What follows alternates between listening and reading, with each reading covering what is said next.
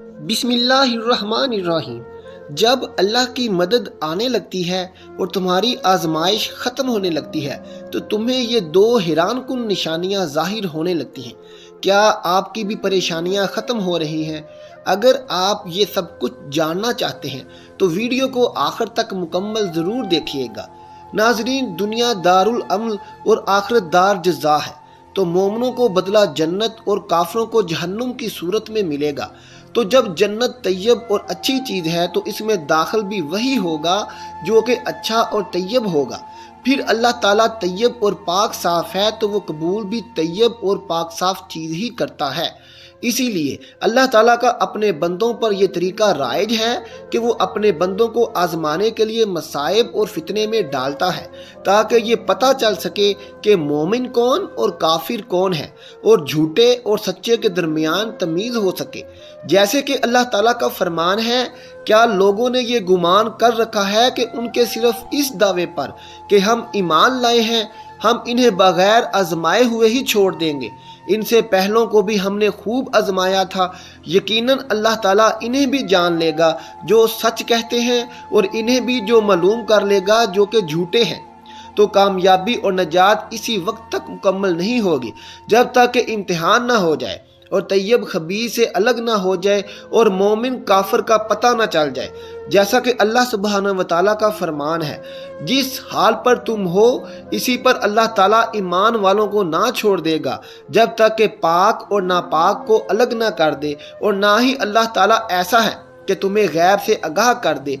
वो आजमाइश जिससे अल्लाह ताला अपने बंदों को मुब्तला करता है ताकि मोमिन और काफिर के दरमियान तमीज़ हो सके, इसका जिक्र इस फरमान में किया है। और हम किसी न किसी तरह तुम्हारी आजमाइश ज़रूर करेंगे, दुश्मन के डर से, भूख प्यास से, मालो जान और फलों की कमी से। और इन पर सब्र करने वालों को खुशखबरी दे दीजिए जिन्हें कोई मुसीबत आती है तो कह दिया करते हैं कि हम तो खुद अल्लाह ताला की मलकियत हैं और इसी की तरफ लौटने वाले हैं। इन पर इनके रब की रहमतें और नवाजिशें हैं और यही लोग हदायत याफ्ता हैं।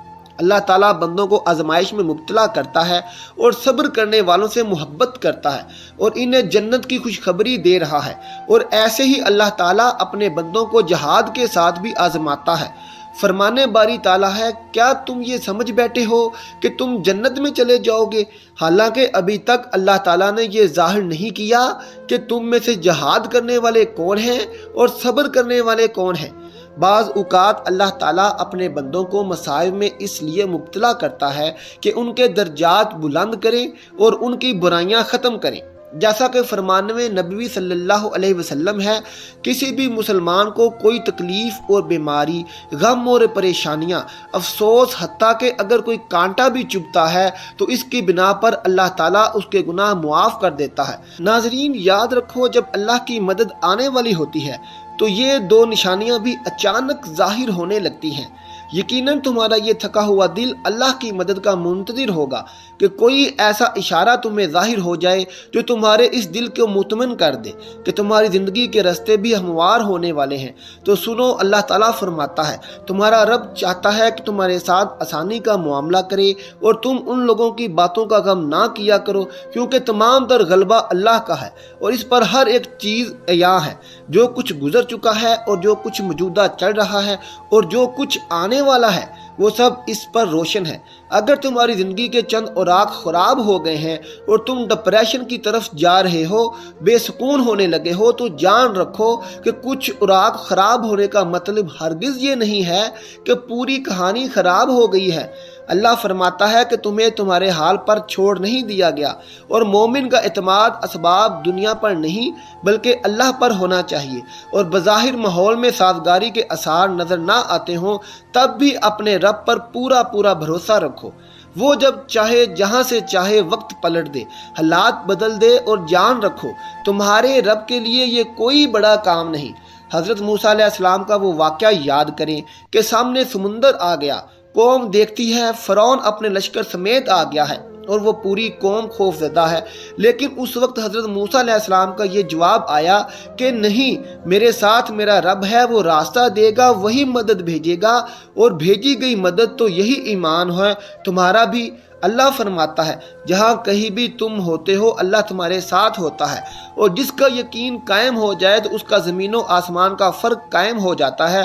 اور جان رکھو کسی کے لیے یہ جائز نہیں کہ وہ اللہ کی رحمت سے مایوس ہو جائے، اس کے گناہ کتنے ہی بڑے کیوں نہ ہوں، کیونکہ اللہ کی رحمت اس کے غضب پر حاوی ہے۔ نبی کریم صلی اللہ علیہ وسلم نے فرمایا، تم میں سے ہر ایک اپنی ساری حاجتیں اور ضرورتیں اپنے رب سے مانگے، یہاں تک کہ جوتے کا تسمہ بھی اگر ٹوٹ جائے تو اسے بھی اپنے اللہ سے مانگو، کیونکہ تمام تر اختیارات اور بھلائیاں اسی رب کے ہاتھ میں ہیں جس کی نگاہ ازل سے ابد تک تمام زمانوں پر حاوی ہے۔ مسئلہ تب آتا ہے جب تم لوگوں سے توقع کرتے پھرتے ہو، ان کی توجہ اور احساس کی یاد رکھو، لہروں کے ساتھ لاشیں بہا کرتی ہیں، تیراک نہیں۔ میرا رب فرماتا ہے، اور جن لوگوں نے اللہ کو چھوڑ کر دوسرے لوگوں کو اپنا مددگار بنا رکھا ہے اور ان سے امیدیں جوڑ رکھی ہیں، اس کی مثال اس مکڑی جیسی ہے، وہ بھی ایک گھر بناتی ہے مگر سب سے کمزور گھر اس مکڑی کا ہی ہوتا ہے۔ کاش کہ تم جانتے کہ اللہ کی مشیت ساری مشیتوں پر غالب ہے، اور اس رب نے جو چیزیں تمہارے لیے بنائی ہیں وہ خود تمہیں تلاش کر رہی ہیں۔ یقین رکھنا وہ تمہیں مل کر رہیں گی، لیکن اصل میں تم نے اپنی زندگی کے سکون کے لیے ہر وہ چیز تلاش کر کے خریدی جس کو تم نے ضروری سمجھا، لیکن نہ تلاش کیا تو اللہ کا فضل۔ اگر اللہ کی مدد چاہتے ہو تو اللہ کی امان ڈھونڈو جہاں تمہارے لیے راحتوں کا سامان ہے۔